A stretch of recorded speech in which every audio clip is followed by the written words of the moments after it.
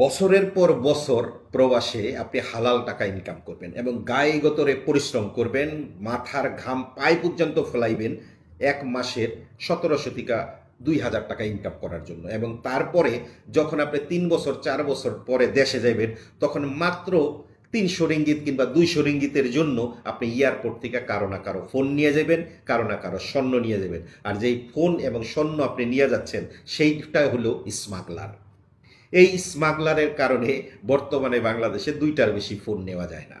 ২জন ব্যক্তিকে প্রবাসীরা গণহারে গালাগালি করতেছে, কেউ বুইঝা গালাগালি করতেছে, কেউ আবার না বুইঝা গালাগালি করতেছে। ২জন ব্যক্তির মধ্যে একজন হইল উপদেষ্টা আসিফ নজরুল, আরেকজন হইতেছে বাংলাদেশ এয়ারপোর্টের একজন কাস্টম অফিসার। এই ২জনের মধ্যে আসিফ নজরুল গত কয়েকদিন আগে মালয়েশিয়াতে আসছে এবং আয়সা উনি কেন বৈধতা করাইতে পারলো না কিংবা বৈধতা ছাড়াইতে পারলো না, উনি কলিংয়ের বিষয় নিয়ে কেন কথা বললো মালয়েশিয়ার সরকারের সাথে। এই বিষয়টা আমি একটু বলি যে মালয়েশিয়ার সরকারের সাথে আসিফ নজরুল শুধু কলিংয়ের বিষয় নিয়ে আলাপ করে নাই, বৈধতা দেওয়ার বিষয়টাও উনি আলাপ করছে। এখন কথা হইতেছে মালয়েশিয়াতে বৈধতা দিবে না না না দিবে, এটা তো আসিফ নজরুলের হাতে না, এটা হইল মালয়েশিয়ার সরকারের হাতে। উনি কি করতে পারে? উনি শুধু রিকোয়েস্ট করতে পারে যে একটা একটা কথা জানাইতে পারে, এবং সেটা কিন্তু উনি জানাইছে। তারপরেও অনেকে বুঝে না বুঝে গালাগালি করতেছেন, এটা আপনার পার্সোনাল ব্যাপার। আরেকটা জিনিস হইল কাস্টমের একজন অফিসার বাংলাদেশে, সবার কথা হইল 4টা ফোন নিলে 4টা মোবাইল নিলে এই অফিসার ধৈর্য রাইখা দেয়, এবং যেই ভিডিওগুলি ওনারা দেখাইতেছে বিভিন্ন প্রবাসীরা হয়রানি করতেছে। বাস্তবে এই অফিসার যাদেরকে ধরে ওনারা কিন্তু বাস্তবে প্রবাসী না। মালয়েশিয়া কিংবা সৌদি আরব, মিডল ইস্ট, পৃথিবীর যেই দেশেই বলেন সব থেকে বেশি চাকরি করে হলো শ্রমিক। আমি যদি মালয়েশিয়ার এবং সৌদি আরবের কথা বলি, সৌদি আরবে মোটামুটি ৩০ লক্ষের বেশি প্রবাসী আছে এবং যাদের মধ্যে ২৯ লাখই শ্রমিক। এই শ্রমিকদের বেতন ১২০০ রিয়াল থেকে ১৭০০ রিয়ালের মধ্যে।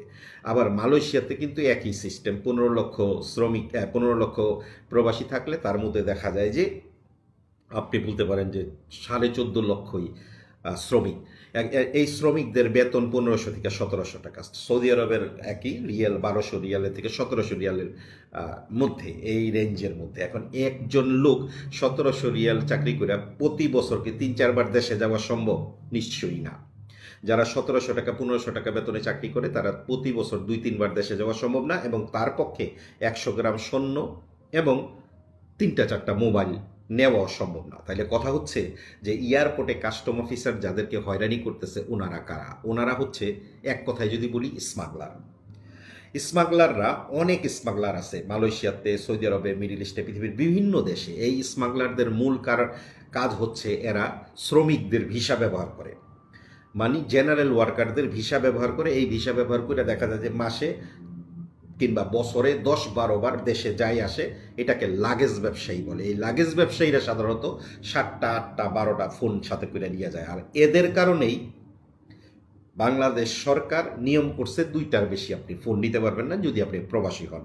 ২টার বেশি নিতে হইলে আপনাকে ট্যাক্স দিতে হইব, একমাত্র এদের কারণে। কিন্তু আমরা যারা সাধারণ প্রবাসী আমরা কিন্তু এই বিষয়টা বুঝতেছি না। আমরা না বুঝে একজন কাস্টম অফিসারের গালাগালি করতেছি, কিংবা আসিফ নজরুলের গালাগালি করতেছে। এখন কথা হইতেছে ভাই, কাস্টম অফিসার উনি ওনার দায়িত্ব পালন করতেছে, আসিফ নজরুলও উনি ওনার দায়িত্ব পালন করতেছে। এখন যদি আপনাকে গালাগালি করতে হয়, যারা স্মাগলার, যাদের কারণে আপনি ফোন নিতে পারতেছেন না তাদেরকে গালাগালি করা দরকার। যাদের কারণে আপনি বৈধ হইতে পারলেন না তাদেরকে গালাগালি করা দরকার। কিন্তু তাদেরকে কি কেউ গালাগালি করতেছে? যাদের কারণে আপনি বৈধ হইতে পারতেছেন না, যে দালাল ফৈরাদের কারণে, ফৈরাদের কারণে আপনি অবৈধ হইছেন, তাদেরকে গালাগালি কেউ করতেছে না।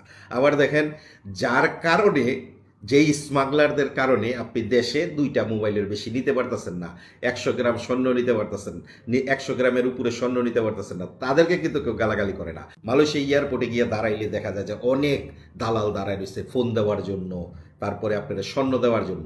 এখন একজন প্রবাসী তিনি দেশে যাবে, তার কাছে একটা মোবাইল দিয়ে দেয়, তার কাছে ১০০ গ্রাম স্বর্ণ দিয়ে দেয় এই দালালরা। তবে কাদের কারণে এটা হইলো তাদেরকে গালাগালি করেন। এখন যারা এই স্বর্ণ নেয় কিংবা যারা এই মোবাইল নেয় মাত্র ২-৩০০ টাকার জন্য, তাদেরকে গালাগালি করেন। কেন তারা নেয়?